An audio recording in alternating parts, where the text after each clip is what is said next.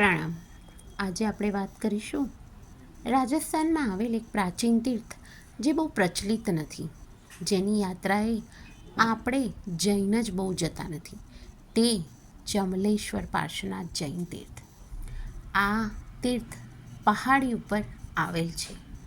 અહીં પહોંચવા માટે તમારે લગભગ 101 જેટલા પગથિયાં ચડવાના છે. પહાડી પર આવેલ આ સુંદર તીર્થમાં ચંવલ રેતીમાંથી નિર્મિત 4th સદી એટલે કે લગભગ 3000 વર્ષ પ્રાચીન પાર્શ્વનાથ ભગવાનની પ્રતિમાજી બિરાજમાન છે. અત્યારે આ તીર્થનો વહીવટ દિગંબર જૈન સંપ્રદાય કરી રહ્યો છે. આ પહાડની તળેટીમાં શ્વેતાંબર પાર્શ્વનાથ ભગવાન એટલે કે શ્વેતાંબરનું જૈન તીર્થ નૂતન નિર્માણાધીન છે. અહીં ધર્મશાળા અને ભોજનશાળાની સુંદર સગવડ આવેલ છે.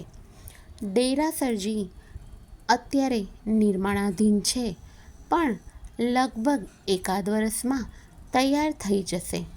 ત્યારે અહીં પાર્શ્વનાથ પ્રભુની 800 વર્ષથી પણ વધુ પ્રાચીન પ્રતિમાજી અહીં મૂળ નાયક તરીકે બિરાજમાન કરવામાં આવશે.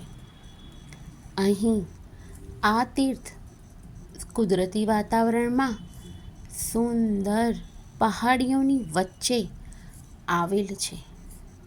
એટલું શાંત વાતાવરણ છે કે અમારી સવાર પંખીઓની કિલકારીઓથી ચીચિયારીઓથી પડેલી એવું શાંત અને સુંદર વાતાવરણમાં આવેલ આ તીર્થ અનુપમ સૌંદર્ય ધરાવે છે. તો આપણું આ ચમલેશ્વર પાર્શ્વનાથ ભગવાનના પ્રાચીન તીર્થના દર્શન અને વંદન કરવાનું ચૂકશો નહીં. અહીં લગભગ છેલ્લા 45 વર્ષથી એટલે કે 45 વર્ષથી દિગંબર અને શ્વેતાંબર સંપ્રદાય વચ્ચે પ્રતિમાજીના એટલે કે પહાડી પર આવેલ તીર્થના આધિપત્ય માટે કોર્ટમાં કેસ દાખલ કરવામાં આવેલ છે. પરંતુ અત્યારે તો માત્ર દિગંબર સંપ્રદાયનો જ હક છે. માત્ર પાર્શ્વનાથ પ્રભુના જન્મ કલ્યાણકના દિવસે જ શ્વેતાંબર સંપ્રદાયને આ પ્રતિમાજી ઉપર તેમની પ્રણાલી પ્રમાણે પૂજા કરવાનો અધિકાર મળેલ છે. તો આવા સુંદર અને પ્રાચીન તીર્થના દર્શન કરવા જરૂરથી જજો. પ્રણામ.